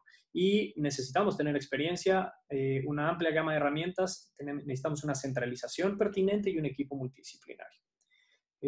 Bueno, muchas gracias. Estas son las redes sociales que tenemos, tanto mías, de Lupeyen y demás. Y gracias a todos, perdón por el tiempo tomado. Voy a dejar de compartir pantalla y vamos a continuar con el doctor Águila. Perdón. Francisco, tenemos muchas preguntas pendientes para ti. Dime. Mira, Belita nos pregunta si en la litiasis coraliforme en niños preescolares y escolares utilizan NLP. Sí, por supuesto. Usamos nefrolitotomía percutánea. La verdad es que en las coraliformes, si está bien descrito que la litotricia extracorpórea funciona, generalmente necesitas como 3 o 4, no sabes la composición del cálculo. A veces se puede partir con una nefrolitotomía percutánea, con una litotricia extracorpórea, a ver qué tanto se rompe. Uno ve el efecto final como hasta 5 semanas después de una LEC. Pero la verdad es que muchas veces con una percutánea, si tienes buen equipo y tienes un buen acceso, lo puedes hacer en 1 o 2 sesiones. Tú haces un tracto Por ejemplo, el niño que hicimos ayer es un niño con una cistinuria, que bajamos como en un 60% la litiasis del riñón izquierdo y dejamos la sonda, o sea, dejamos una nefrostomía, con eso podemos entrar la próxima semana o entre 5 o 7 días después y seguimos rompiendo el resto del cálculo. Entonces, en 2 sesiones, que es una sola hospitalización un poco larga, pero con eso lo dejas libre de cálculo. Pero sí se utiliza. Hugo Crespo nos pregunta, ¿el acceso al cáliz superior durante la nefrolitotomía percutánea lo hacen por encima de la 11ª costilla como en los adultos? Depende, sí, depende si hace generalmente uno, como tiene mucha movilidad del riñón, uno incluso podrías puncionar el inferior y bajarlo, y con eso la movilidad que tiene el riñón lo puedes bajar incluso por debajo de la 12ª y con eso hacer el tracto. Entonces, claro, tienes que hacer la maniobra de bajar el riñón, pero es una posibilidad. Luisa nos pregunta, ¿qué medidas usan para decidir ondas de choque o nefrolitotomía percutánea y si toman en cuenta la densidad del cálculo? Sí, bueno, como ya les dije, se toma en cuenta la densidad del cálculo, la disponibilidad, o sea, la carga litiásica que tiene el paciente y si tiene algún otro como evento anestésico. La verdad es que nosotros creemos que en Latinoamérica, a diferencia de Europa y Estados Unidos, muchas veces los pacientes no pueden llegar rápidamente a un hospital, a lista de espera y demás. Entonces, tener un paciente para 2 o 3 litotricias extracorpóreas en nuestra lista de espera a veces no es tan fácil y es mejor decidir hacer una nefrolitotomía percutánea si es una carga muy grande. Eso es por lo menos lo que yo opino. ¿Te parece si paramos ahí para que Felipe dé su charla? Perfecto. Porque ya son las 8 y si no nos vamos a extender demasiado. Ya, entonces, bueno, voy a empezar voy a compartir yo la grabación del doctor Águila. Ahora la mando. ¿Qué tengo que ver? ¿Dónde está? Bueno, si quieres vamos viendo otra pregunta más. Ya, Flavia pregunta, ¿qué tratamiento plantearías en cálculos menores de 400 Hams? Unidades Hams. A ver, esto, o sea, si tiene menos de 400 unidades Hounsfield, uno podría decir que se le hace una litotricia extracorpórea dependiendo de la localización que tiene. Si bien en cáliz inferior está descrito que tienen menor tasa de éxito, en los niños, como se mueven y todo, tienen mejor tasa de éxito con la litotricia extracorpórea. Entonces uno podría intentar, si es una litiasis relativamente chica, uno se va a las guías, si es de 1 centímetro o algo, por supuesto que podrías intentar con una litotricia extracorpórea antes de hacer algo más agresivo. ¿Está ahí o le doy una pregunta más? Estoy. Perfecto. Déjame, es que estoy... Ya. Voy a compartir pantalla. Déjame que me deje. Ya, ahí va. Voy a ver si comparte.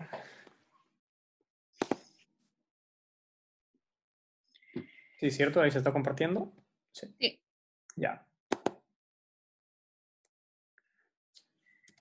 Hola, ¿cómo están todos? En primer lugar, agradezco mucho la invitación a este primer curso online de manejo interdisciplinario de la litiasis renal en pediatría.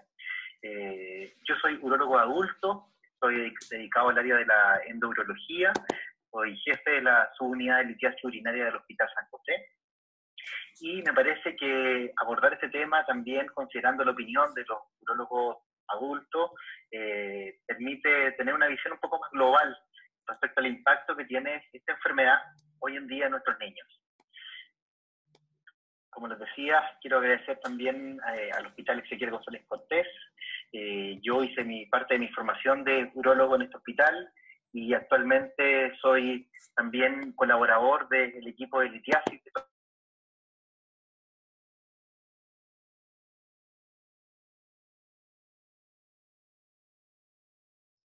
Se dejó de No se escuchar. escucha. No se- Mi propia visión de la litiasis urinaria, el poder ver muchas veces niños pequeños con grandes cálculos, con grandes piedras, que posteriormente uno conoce un poco cuáles son las consecuencias que tiene posteriormente cuando estos niños se controlan en urología adulta. Bueno, lo primero, para poder iniciar esta conversación, quise tener algunos datos respecto a a la litiasis urinaria, algunos datos generales. Esta es una revisión relativamente reciente, en donde se declara que efectivamente los cálculos renales, la litiasis urinaria, es una de las enfermedades urológicas más frecuentes del mundo. Y la prevalencia estimada en Estados Unidos, más o menos bordea el 10%, 10,6 en hombres, 7,1 en mujeres. Tenemos algunos otros reportes donde este número se acerca más al 15% de la población general, por lo tanto estamos hablando de una enfermedad muy frecuente. Respecto a la incidencia, se estima que son más de 120 casos por cada 100.000 habitantes, sin embargo esta incidencia ha cambiado y en los últimos 20 años hemos tenido un aumento progresivo de los casos en todas las edades. Si bien es cierto, el pico de la curva se concentra en la edad entre los 40 y los 60 años, este aumento de la incidencia también nos plantea nuevos desafíos como endurólogo, justamente teniendo cada vez pacientes más jóvenes con litiasis y teniendo, por otro lado, pacientes de la tercera, cuarta edad también con debut de la enfermedad. Esta patología es una de las enfermedades, si no es la más costosa en Estados Unidos. Está bastante claro que los cálculos renales, por su recurrencia y por la gran prevalencia que hay en la población, puede ser incluso más caro que tratar un cáncer. Por lo tanto, no estamos hablando de una enfermedad extraña, sino que estamos hablando de una gran patología que en este momento es un problema de salud pública.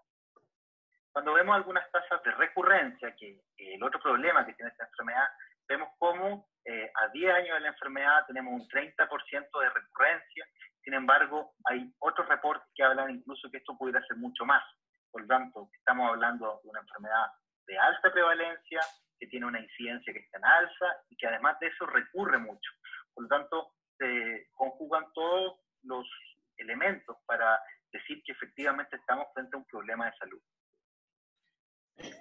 Cuando vemos, por ejemplo, en azul acá, una clásica tabla de prevalencia de la enfermedad en distintas edades, vemos cómo efectivamente entre los 40 y los 60 se concentran los casos. Sin embargo, al actualizar estos datos y buscar datos de prevalencia más actuales, vemos cómo ha aumentado, ¿no es cierto?, la prevalencia de la población general, y lo que preocupa y lo que convoca un poco en esta reunión es justamente esto, este gap que hay entre en los niños entre 1, 15 años, 18 años, ¿no es cierto?, donde hemos visto que efectivamente también han aumentado los casos, lo cual obviamente es motivo de preocupación. Algunos conceptos generales respecto a la litiasis urinaria, como les contaba, el aumento de la incidencia en los últimos 20 años afecta mucho a los pacientes de edad pediátrica. La estimación de prevalencia en los niños es variable, pero está entre el 1 y el 3%. En adultos, recordemos, dijimos que era entre el 10 al 15%. Y los factores de riesgo adquiridos, ¿no es cierto?, que explican en gran medida el aumento de estos casos, tiende a ser mucho mayor en adolescentes versus los niños pequeños, donde vamos a tener más casos por enfermedades congénitas, por algunos tipos de alteraciones, como por ejemplo la vejiga neurogénica.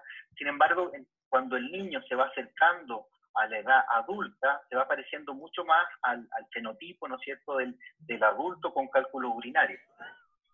La edad media de presentación en la población pediátrica son los 8 años, y el 54% de estos casos se dan en pacientes hombres.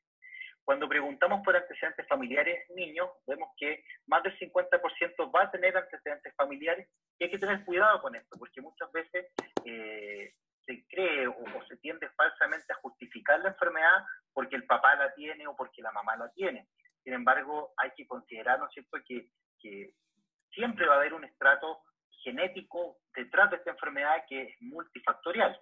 Por lo tanto, es importante tener el antecedente, sin embargo, nunca justificar la presencia de cálculos en niños solamente porque los papás lo tienen. Y otro punto importante es que en el 85% de los niños sí se encuentran alteraciones metabólicas al momento de estudiarlo, lo cual, por supuesto, que nos interpela a de que los niños deben estudiarse y debemos tratar de entender por qué el niño está formando cálculos. Acá tenemos una gráfica con niños de distintas edades, ¿no es cierto?, donde vemos, por ejemplo, un niño recién nacido, después un niño de 3 años, de 7, de 12, de 15 y finalmente un adolescente de 17 años, 18 años, y vemos cómo efectivamente acá tenemos algunas curvas que es interesante entenderlas. Y en la medida que el niño va creciendo y la enfermedad va apareciendo más tardíamente, por supuesto que se hacen menos frecuentes las alteraciones metabólicas congénitas. Recordemos que hay algunos pequeños que inician su enfermedad litiásica al año de vida o a los pocos meses ya se identifican algunos cálculos, ¿cierto? Pero por otro lado vemos que las alteraciones metabólicas adquiridas, como podría ser por ejemplo la obesidad, la dieta rica en calorías, en ácidos grasos de mala calidad, con un consumo aumentado de sodio, con poca ingesta de agua, se ve, obviamente va aumentando en la medida que el niño va adquiriendo hábitos. Y una cosa que pudiera ser, entre comillas, buena para el urólogo que va a operar al niño, es que en la medida que el niño crece va aumentando el tamaño renal, siendo ya en adolescentes el tamaño idéntico al tamaño de los pacientes adultos. Sin embargo, este mismo punto hace muy complejo el enfrentamiento quirúrgico cuando se trata de niños muy pequeños, donde vamos a tener limitaciones de material, de insumos, ¿no es cierto?, por el tamaño, y por lo tanto realmente en un pequeño de 12 años operar un cálculo renal es un gran desafío. Respecto al enfrentamiento, el enfrentamiento ideal tiene que ser multidisciplinario y en este tienen que participar tanto la urología, la nefrología, la nutrición, la radiología y la gastroenterología. Es decir, el cálculo renal debe asumirse como una enfermedad metabólica crónica, ¿no es cierto?, en la cual muchos especialistas, ¿no es cierto?, idealmente agrupados en un centro de litiasis pueden opinar de los casos y puedan de cierta manera tener una visión también mucho más integral del niño respecto a su alimentación, los factores de riesgo que son prevenibles, por ejemplo, el riesgo de daño renal en el futuro. Y algunos conceptos que quise puntualizar acá respecto a nuestra visión como urólogo adulto y que es lo que creemos que tiene que primar al momento de enfrentar a un niño con litiasis, es que siempre un niño se tiene que considerar como un paciente primero de alto riesgo de recurrencia, es decir, tiene muchos años de su vida justamente para tener nuevos episodios de obstrucción urinaria por cálculo. Tiene que considerarse como un niño de alto riesgo de progresar, es decir, si hay cálculos presentes en la vía urinaria indiferente que no sean obstructivos, por supuesto que tenemos que tener en consideración de que este niño tiene mucho tiempo para que este cálculo crezca también. Va a haber una alta tasa de alteraciones metabólicas, que muchas de ellas son manejables, o son, a lo menos uno puede intervenir para tratar de evitar, ¿no es cierto?, esta recurrencia y esta progresión. Tenemos que considerar que tiene un alto riesgo de daño renal futuro, ya sea por los episodios de obstrucción, llámese cólico renal, por ejemplo, como también por las cirugías que están involucradas en el manejo de los cálculos renales. Y, obviamente, alto riesgo de alteraciones en la calidad de vida. Es decir, muchos de los niños que consultan van a quedar hospitalizados. Esto va a generar una alteración, por supuesto, en su día a día, una alteración en la vida de los padres. Muchos de estos niños que debutan con cálculos van a requerir procedimientos invasivos, como son las cirugías. Por lo tanto, también es importante considerar al paciente pediátrico, ¿no es cierto?, como un todo en este aspecto. Y, por supuesto, un pilar fundamental en el enfrentamiento tiene que ser la prevención. Estamos hablando de una enfermedad que, como les decía, es multifactorial, donde se entrelazan factores genéticos con factores ambientales, hay temas de hábitos, por ejemplo, pero es clave de que nosotros lo enfrentemos como una enfermedad que puede ser prevenible y que efectivamente un episodio menos de cólico renal, por ejemplo, va a generar una disrupción menos también en la vida de este pequeño que ya tiene una enfermedad que va a ser para toda su vida. Respecto al manejo quirúrgico, simplemente decir que cada vez que uno va a enfrentar a un paciente con cálculo, bueno, con cualquier patología que tenga resolución quirúrgica, uno siempre tiene que hablar de, ¿no es cierto?, los riesgos y los beneficios del tratamiento. Es decir, qué gano efectivamente sometiéndome a esta cirugía y a qué me arriesgo eventualmente si no lo hago. Entonces, por así decirlo, principio fundamental de la cirugía es sobre todo importante en pacientes pediátricos. Hay que considerar, por ejemplo, algunas complicaciones agudas que tiene la cirugía relacionadas con cálculos, como son las complicaciones infecciosas, el sangrado renal, el tener que quedar con catéteres muchas veces, el dolor que puedan tener los pequeños, y obviamente las hospitalizaciones que, como les decía, muchas veces implican niños que tienen que tener larga estadía dentro del hospital. Respecto a las complicaciones crónicas, que son algunas de las cosas que nosotros vemos en urología de adultos, en los niños que pasan, ¿no es cierto?, por esta urología de transición y llegan finalmente a la urología de adultos, es que muchos de ellos ya vienen con estenosis de uretra, vienen con estenosis de uréter, estenosis de los cálices, y esto genera, por supuesto, dilataciones patológicas segmentarias del riñón, lo cual va en desmedro del parénquima renal, por lo tanto igual hay pérdida del parénquima. Y otro punto importante es que cuando se hacen cirugía abierta, sobre todo, se generan grandes fibrosis perirenales que posteriormente dificultan cualquier tipo de abordaje mínimamente invasivo en este niño, por ejemplo, cuando se convierte en un adulto. Por lo tanto, cuando yo voy a plantear un manejo quirúrgico, necesariamente tengo que enfrentarlo desde el punto de vista de las posibles complicaciones tanto al corto como al largo plazo. Respecto al tratamiento, tenemos que ver qué tipo de tratamiento vamos a ofrecer, respecto a qué capacidad tiene la cirugía, por ejemplo, de dejar al niño sin litiasis, cuántos procedimientos eventualmente tendríamos que realizar, qué tipo de procedimiento y qué tan invasivo va a ser para el niño. Por ejemplo, es muy diferente plantear una ureteroscopía accesible que una cirugía renal percutánea, y esto va entrelazado con el acceso a la tecnología que tengamos, y por supuesto, como les contaba, un ingrediente más es el tamaño del riñón, es decir, qué tipo de instrumentos voy a poder tener a la mano para poder enfrentar este cálculo. Sin embargo, tenemos, como les decía, cada vez más tecnología quirúrgica. Estos puntos son puntos que han ido de cierta manera mejorándose, pero son ingredientes que tenemos que considerar en un todo cuando vamos a enfrentar el manejo quirúrgico del niño.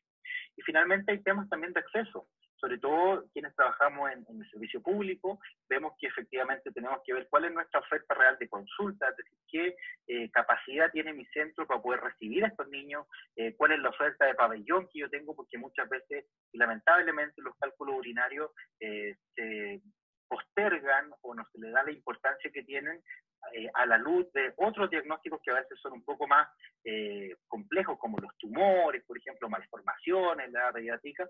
Sin embargo, recordemos que por un cálculo uno puede tener una pérdida de una unidad renal, ¿no es cierto?, y convertirse en un monorreno quirúrgico funcional a corta edad.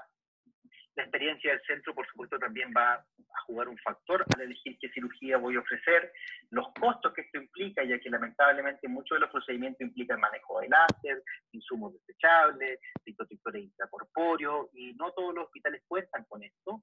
Y finalmente, la clave de trabajar en red y efectivamente tener algún feedback desde la atención primaria, tanto desde la atención primaria como a la atención terciaria, y también la contrarreferencia, que en el fondo es trabajar y decir, yo hice este procedimiento, pero lamentablemente el niño sigue con la enfermedad, o sea, la cirugía no le quita la enfermedad, y por lo tanto es muy importante el trabajo en red con los otros especialistas.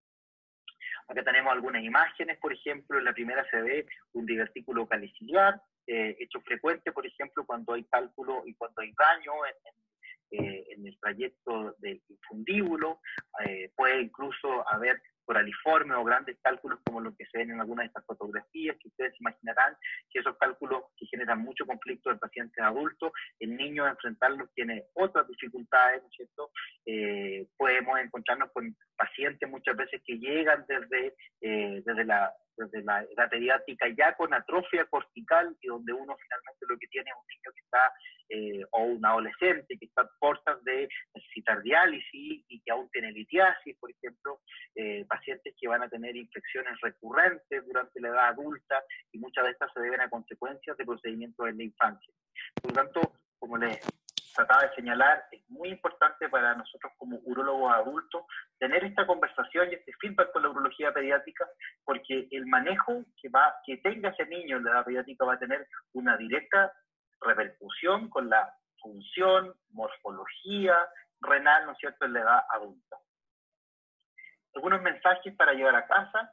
Bueno, lo primero que me gustaría transmitir es que la enfermedad litiásica urinaria en los niños es un problema de salud pública. Es decir, si vemos este aumento de la la incidencia en distintas edades, esta, por supuesto, es la edad donde uno tiene mayor impacto, porque por demás voy a tener que sufrir las consecuencias en el futuro de lo que yo haga, ¿no es cierto?, cuando me enfrento a este primer diagnóstico de litiasis. Por lo tanto,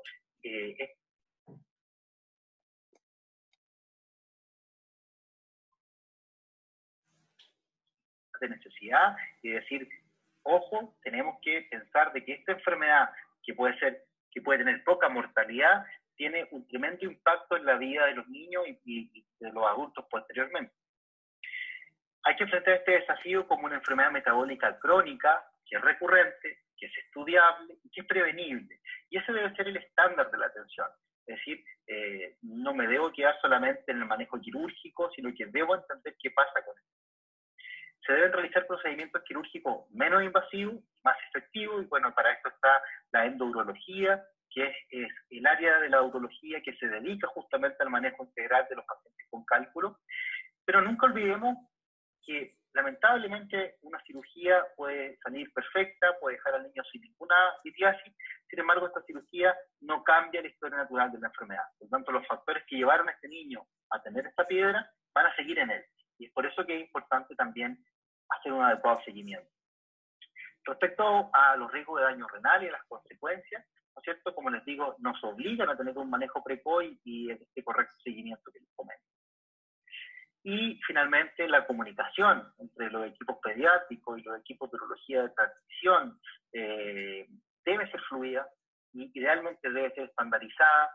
Los distintos centros del país, es decir, tiene que existir una comunicación entre los urólogos que atienden a este niño y finalmente quiénes son los que tienen que recibirlo posteriormente y tienen que lidiar muchas veces con algunas complicaciones de cirugía o consecuencias de un manejo tardío, por ejemplo, de cálculo renal. Eso ha sido todo. La verdad es que quiero nuevamente agradecer la oportunidad de compartir con ustedes estos minutos. Me parece que este es un gran curso y también agradezco a todos los que nosotros necesitamos con urgencia que haya cada vez más médicos, no solamente urólogos, que estén preparados para enfrentar, ¿no es cierto?, esta enfermedad que realmente es una epidemia del siglo XXI y nada más que eso. Así que un gran abrazo. Cualquier cosa, cuenten con nosotros. Yo, como les decía, trabajo en el Hospital San José, en la subunidad de litiasis urinaria, y trabajamos muy de la mano con el Hospital Roberto del Río. Como les cuento, estamos a la orden de lo que ustedes necesiten. Muchas gracias.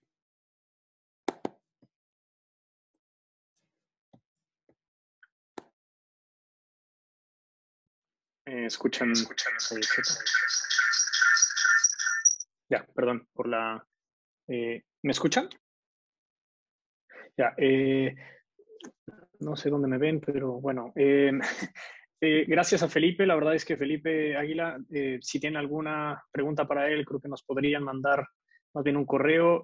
Felipe hizo su charla y la mandó grabada porque recientemente nació su segunda hija, entonces la verdad es que iba a estar un poco complicado, así es que felicitaciones, Felipe, muchas gracias por estar. Y también por problemas de hora le vamos a dar la palabra al doctor Francisco Zúñiga, que es radiólogo, para que dé su charla. Así es que, Francisco, si estás por ahí, para que empieces a compartir pantalla y des tu charla, por favor. Si quieres, en lo que va empezando tu charla, voy a contestar un par de preguntas que hay en el chat que quedaron pendientes. La verdad es que a qué edad se empieza a recomendar la LEC depende mucho del equipo, y esto responde a la segunda pregunta de qué membranas pediátricas se usan. Depende del equipo que tenemos. No tenemos mucha variabilidad de disponibilidad. Obviamente hay membranas mucho más cortas que son mejores para niños más chicos, que no levantan completamente al niño. Entonces, la verdad es que las que contamos aquí, solo en algunos centros se pueden usar en menores de 1 año. En los otros es demasiado grande la membrana para poder tener una buena localización o un buen punto de onda de choque. Y también para lo otro de las unidades Hounsfield, creo que las mayores de 1000 no vale la pena, es muy poco lo que se puede condicionar. Nos guiamos igual que los adultos, dependiendo si tienen muchas unidades Hounsfield, preferimos no hacer una litotrisis extracorpórea. Y en riñón y en pelvis es mucho mejor porque tienen menos movilidad. Respondiendo a la pregunta de Esteban Acuña, en el uréter a veces se mete mucho el intestino y como son zonas muy chicas en un niño, la verdad es que se mueven 1 centímetro y cambia mucho la distancia. Entonces podemos lesionar más otras zonas. En el uréter, le digo, es muy movible, no funciona. En la vejiga, dependiendo del tamaño, a veces puede funcionar, pero a veces también anda peloteando nada más ¿cómo se llama? La piedra por todos lados. Entonces, adelante, por favor, Francisco Zúñiga. Aló, no sé si me escuchan. Perfectamente. ¿Y la pantalla está compartida? O... Sí, se ve tu presentación, así es que adelante. Ya, perfecto. Mi nombre es Francisco Zúñiga, soy radiólogo del Hospital Exequiel González Cortés. Y Francisco me pidió hacer esta presentación que está orientada a las imágenes en el diagnóstico inicial de la litiasis renal en pediatría. Bueno, a modo de introducción, sabemos, y como dijo recién el doctor en su presentación, que la incidencia es bastante menor en niños versus adultos, pero que en las últimas décadas ha tenido un aumento progresivo la incidencia de litiasis urinaria en niños. Y además conocemos que los síntomas pueden ser bastante inespecíficos y no presentarse como el cólico renal clásico del adulto, sino que la presentación en niños puede ser inespecífica, con solo vómitos o dolores inespecíficos, infección urinaria o hematuria. El objetivo en las imágenes del diagnóstico inicial es primero confirmar o bien descartar la urolitiasis. En este último caso, también la búsqueda de diagnósticos diferenciales. Y una vez que se confirma la litiasis, la idea es que los radiólogos aportemos información útil para su tratamiento. En este sentido, es muy importante localizar bien la litiasis, caracterizarla, ya sea en su tamaño, densidad o en algunos tipos de estudios también nos puede ayudar a determinar la composición y eventualmente describir las complicaciones asociadas. Es importante recalcar que en pediatría la idea es no usar los protocolos habituales para diagnóstico de litiasis que se usan en adultos, no usarlos al menos en forma indiscriminada, ya que los niños tienen un mayor riesgo a la exposición a radiación. Las modalidades de imágenes típicas que más usamos y las más útiles son la ecotomografía y la tomografía computada no contrastada o Pielotac. Importante también en este punto diferenciar lo que es el Pielotac del Urotac.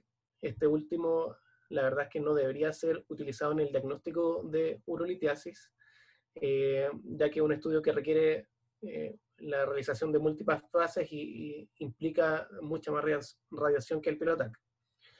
Otros métodos de estudio que en realidad para el diagnóstico inicial son menos relevantes en la actualidad son la radiografía renal y vesical, la pielografía con uso de contraste endovenoso, que ya es prácticamente parte de la historia en el diagnóstico de urolitiasis, y vamos también a hablar un par de palabras de la tomografía computada con energía dual al final de la charla. La ecotomografía es el examen ideal como primera modalidad de imagen a utilizar en niños. Como sabemos, todos tienen una amplia disponibilidad, es un estudio no invasivo, que no emite radiación y tiene una buena sensibilidad y excelente especificidad para los cálculos. Permite una evaluación confiable de los riñones y el tracto urinario. Específicamente evalúa bastante bien riñones, el sistema pielocaliciario y la primera parte del uréter, y también cuando hay una buena hidratación y buen lleno vesical nos permite evaluar en forma adecuada el uréter distal y también la vejiga. La zona más ciega que queda para la ecografía es el sector medio del uréter. Así, la ecotomografía detecta la mayoría de las litiasis clínicamente relevantes y como limitaciones podemos mencionar la contextura del paciente. En pacientes obesos puede ser bastante difícil el diagnóstico en algunos casos. El nivel de hidratación, que nos permite, por ejemplo, tener un buen llene vesical para evaluar la unión ureterovesical, o bien puede ser más evidente una hidronefrosis secundaria a un cálculo. Limitaciones o factores a favor pueden ser el equipo, dependiendo de su calidad, y recordemos siempre que este es un examen que es operador dependiente. ¿Qué buscamos en la ecografía? Este es un enfoque bien de lo que hacemos nosotros. Este es un ejemplo de un paciente de 15 años que se presenta con abdomen agudo y en la ecografía abdominal lo que más llamaba la atención es esta muy leve, no sé si se ve mi mouse, pero... Espera. Ahí. se ve en el riñón derecho que hay una muy leve hidronefrosis. Y esto nos debe llevar al tiro a hacer pensar qué está pasando, por qué está sucediendo esta hidronefrosis. Y en este caso se identificó este cálculo, esta imagen ecogénica en el uréter distal, que determina en este caso una leve sombra acústica posterior, y al Doppler presenta este artefacto que es el artefacto de centelleo. Entonces este es un paciente con una ureterolitiasis distal, una pequeña ureterolitiasis con una hidronefrosis secundaria. Este es otro paciente, un paciente de 15 años con un síndrome de Lesch-Nyhan, que entre otras cosas se presenta con múltiples litiasis. Vemos como en el riñón derecho ahí existe esta litiasis no obstructiva, no está generando hidronefrosis. Esta imagen ecogénica también con sombra posterior, y en el riñón izquierdo también. Hay por lo menos otras dos imágenes compatibles con litiasis. Tanto en el riñón derecho como en el izquierdo también determinan este artefacto de centelleo, que es otro elemento más para confirmar que son litiasis. Este otro caso, un paciente de 4 meses que está hospitalizado por una ITU febril y que por protocolo se solicita una ecografía renal y vesical para descartar malformaciones del aparato urinario o bien complicaciones de la infección. En este caso no habían complicaciones, pero sí se identificó esta pequeña imagen ecogénica en el grupo caliciario inferior, que es altamente sugerente de una litiasis, que en este caso es no obstructiva. Entonces, en resumen, en la ecografía buscamos estos focos ecogénicos que pueden tener o pueden no tener sombra acústica posterior, el artefacto de centelleo en el Doppler, que si bien no es patognomónico, pero sí aumenta la sospecha. Signos indirectos, la dilatación pielocaliciaria, la dilatación ureteral. En caso de pacientes con cálculos también podríamos ver cálculos obstructivos, podemos ver ausencia de jets ureterales a nivel de la vejiga. Este en el caso cuando el cálculo es totalmente obstructivo. También podemos ver en forma indirecta nefromegalia, edema perirenal, y también está descrito el aumento de los índices de resistencia, que es algo que casi nunca se utiliza, pero está escrito en la literatura. ¿Dónde buscamos los cálculos? La verdad es que en cualquier sitio del sistema excretor, pero los sitios más comunes en que buscamos las obstrucciones son a nivel de la unión pielo-ureteral, la unión uretero-vesical y a nivel del cruce del uréter con los vasos ilíacos. La segunda modalidad de imagen más utilizada en niños, y que siempre debería utilizarse no como la primera imagen, sino que de modo complementario, es la tomografía computada no contrastada o Pielo-TAC. Esta, como dije recién, no es recomendable como la primera modalidad de imagen, ya que tiene como elemento negativo la exposición a la radiación, y los niños, siempre tenemos que mencionar esto, como radiólogos que nos dedicamos a los niños, tienen tejidos más radiosensibles, a la vez tienen una mayor expectativa de vida, por lo tanto tienen un mayor riesgo de desarrollar cáncer a lo largo de su vida inducido por radiación. Y además, los niños, como ya habló previamente Francisco y el doctor de urólogo de adultos, tienen una muy alta posibilidad de requerir futuros estudios por otros eventos litiásicos. Así que esto es muy importante tenerlo en cuenta para no usar en forma indiscriminada el Pielo-TAC. Entonces, hay que limitar su uso como una modalidad complementaria ante, por ejemplo, resultados no concluyentes de la ecografía, para evaluar eventuales complicaciones de litiasis o para casos complejos o que requieren planificación quirúrgica. Un pequeño cálculo, por ejemplo, la unión ureterovesical de 3 milímetros, que no va a requerir una cirugía y que el paciente está en buenas condiciones, probablemente va a requerir solamente una ecografía y no va a requerir un Pielo-TAC, ¿no? Y puede evaluarse clínicamente o controlarse ecográficamente si la visualización del cálculo es adecuada. A diferencia de pacientes con múltiples litiasis que va a requerir otro tipo de tratamiento. Este es un ejemplo, un paciente de 8 años con un síndrome mielodisplásico que tiene signos de nefrocalcinosis y además tiene este cálculo no obstructivo a nivel de la pelvis renal, que en algún momento empezó con dolor abdominal.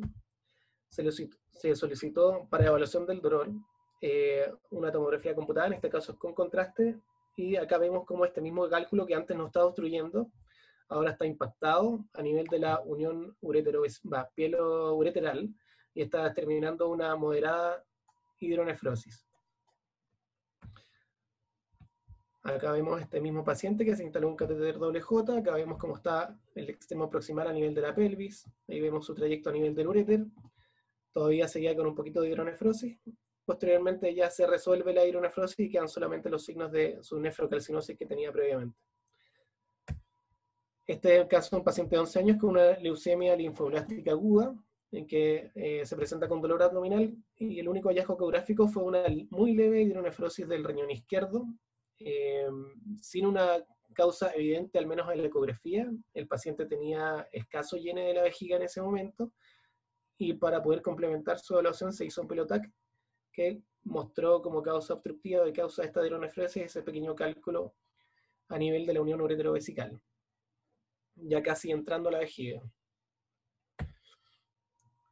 Otro paciente, 8 años, dolor abdominal, paciente con múltiples antecedentes, dentro de eso una infección oportunista fúngica, un paciente con leucemia, y por un cuadro de dolor abdominal, y en caso de un paciente complejo se solicitó un Pilotac.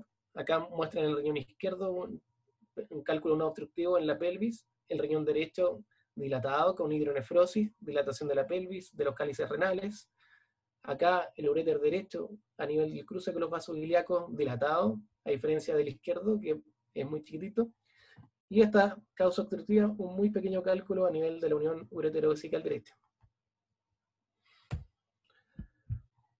Las ventajas entonces del Pilotac es que es un examen bastante rápido de realizar y en general es disponible a cualquier hora del día en los hospitales grandes. Es un examen que es menos operador dependiente. Tiene una mayor sensibilidad y especificidad para el diagnóstico de litiasis, especialmente en litiasis no obstructivas, que cuando son muy pequeñas pueden pasarse en la ecografía, y litiasis ureterales, principalmente el tercio medio del uréter, que puede estar también ciego a la ecografía en muchos casos. Permite una mayor exactitud en la medición del tamaño de la litiasis y además nos permite medir la densidad de estas, lo cual puede ser útil para planificación quirúrgica, como mencionaban previamente. ¿Qué buscamos entonces en el Pilotac? Focos de alta densidad, entre 200 y 1200 unidades de Hounsfield, que es la visualización directa del cálculo, y además signos secundarios o indirectos como nefromegalia, hidroureteronefrosis o edema perirenal. El Pilotac hay que limitar, como dijimos antes, su uso como una modalidad complementaria, y cuando requiere usarse hay que implementar estrategias de disminución de dosis de radiación. Y esto se hace optimizando las técnicas de adquisición. Hay técnicas de adquisición en equipos avanzados que permiten hacerlo incluso descritos en la literatura en exámenes bajo 1 milisievert, lo cual es de muy baja radiación. Y bueno, hay que tratar de disminuir la dosis de radiación, pero sin afectar la calidad del examen, o sea, que el examen sea diagnóstico. Y en este caso también usamos otro tipo de reconstrucciones iterativas que nos permiten eso, nos permiten reducir la dosis de radiación de forma segura sin disminuir la utilidad del examen. Otras modalidades de imágenes, un par de palabras: la radiografía renal y vesical, urografía con uso de contraste endovenoso y el CT de energía dual. Solamente a modo de ejemplo, esto es una radiografía renal y vesical. La verdad es que la radiografía renal y vesical para el diagnóstico tiene un rol bastante limitado en el paciente con dolor abdominal. En este caso es un control de tratamiento en un paciente con nefrolitiasis múltiple del lado derecho, que tiene esta instalación de Pictel que quedó por alguna razón un poco bajo o se bajó, pero la verdad es que el rol en el tratamiento, o sea, en el diagnóstico inicial es limitado de la radiografía, y ya que este curso también está dirigido a médicos de ABS, la verdad es que ante un dolor inicial abdominal, si estamos sospechando urolitiasis, no debería ser el examen a pedir, sino que lo ideal sería una ecografía. Este es un ejemplo, esto hay que buscarlo en la literatura porque ya prácticamente no se realiza, que es una pielografía con uso de contraste endovenoso, que para el diagnóstico inicial tampoco es un examen que deberíamos solicitar. ¿Ya? En este caso es la imagen inicial que es no contrastada, y este es la imagen en una fase de eliminación en que vemos contraste en los sistemas excretores. Vemos que el derecho está dilatado y acá hay un defecto de llene en el tercio medio del uréter que corresponde a un cálculo que no es radiopaco. Un par de palabras para finalizar de la tomografía computada de energía dual. Los estudios que hemos visto recién, la ecografía, el Pilotac, nos permiten localizar y describir el cálculo, dar alguna idea de la densidad, pero ninguna de estas modalidades de imágenes nos permite saber la composición del cálculo. Una de las utilidades del CT con energía dual es poder diferenciar aquellos cálculos, y la diferenciación más importante es aquellos de ácido úrico versus los que no son de ácido úrico. La técnica quizás un poco escapa al motivo de este curso, pero el CT de energía dual se usan dos tipos de energía distintos a kilovoltaje, lo cual permite evaluar el comportamiento del cálculo de estas distintas energías, y con eso se hace una razón o una división que permite obtener este número, que es Dual Energy Ratio, y bajo 1.22 es un cálculo que es altamente probable que sea de ácido úrico, y sobre esto la mayoría sobre 1.34 es un cálculo basado en calcio. Y esto puede tener alguna ayuda o repercusión en el tratamiento. Esa es su relevancia, ya que previamente ninguna otra modalidad se acerca a saber la composición del cálculo. En la medición de densidad uno puede tener alguna idea de si va a servir o no la litotripsia, pero hay mucha superposición entre las distintas composiciones de los cálculos y su densidad. Entonces no permite saber con certeza su composición, a diferencia de esta modalidad. Para llevarse a la casa, no existen diferencias significativas en los resultados diagnósticos y de tratamiento en los pacientes que son estudiados primariamente con TC versus aquellos que son estudiados primariamente con ecotomografía. No quiere decir que el estudio completo sea con eco o con TC, sino que podemos perfectamente y con seguridad partir el estudio de una litiasis o de una sospecha de litiasis con ecografía, y eso no va a significar que nuestro paciente sea peor diagnosticado que si lo partimos con un pilotac. Así que con seguridad, si sospechamos una litiasis urinaria, podemos partir el estudio con una ecografía. Aproximadamente el 80% de los pacientes en que se utilizó un pilotac volverá a necesitarlo. Así que es algo muy importante a tener en cuenta en niños. Habitualmente, como dijo el doctor previamente, esto es una enfermedad metabólica. Es muy probable que un niño que ya tuvo un cálculo vuelva a tenerlo. Y la ecografía, bueno, lo que hablamos ya y dijimos varias veces, es la modalidad de elección para usar inicialmente ante la sospecha de urolitiasis.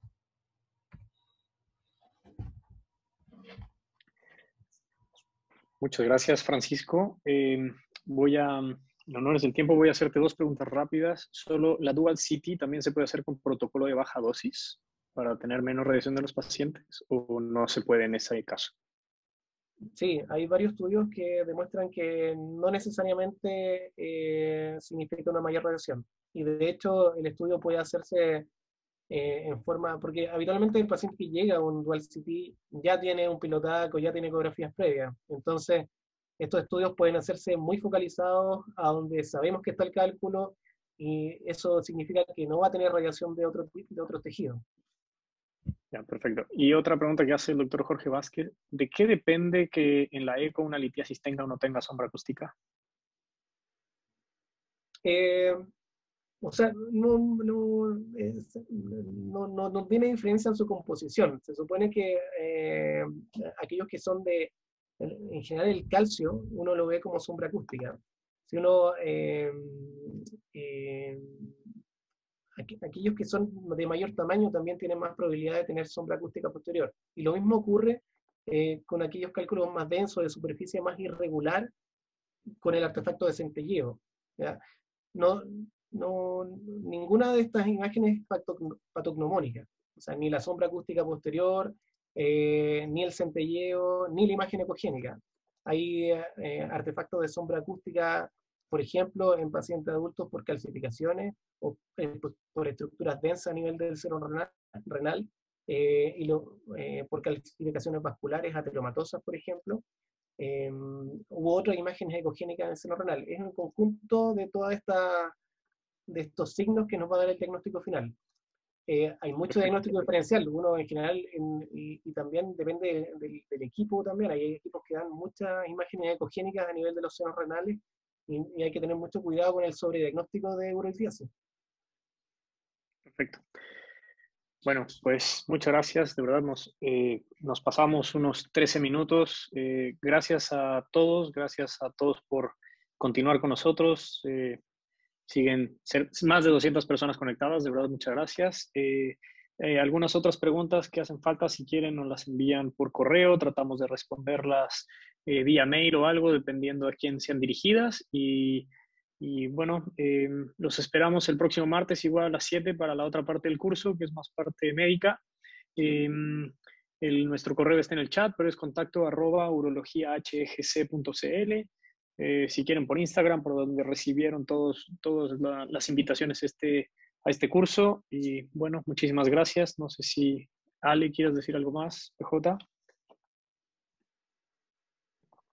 No, agradecer a todos por el curso. Mañana les vamos a estar enviando un correo con la encuesta sobre las clases de hoy día para que nos puedan ayudar a seguir mejorando los cursos. Lo esperamos el otro martes, 19 horas. Buenas noches. Muchas gracias a todos. Buenas noches. Chao.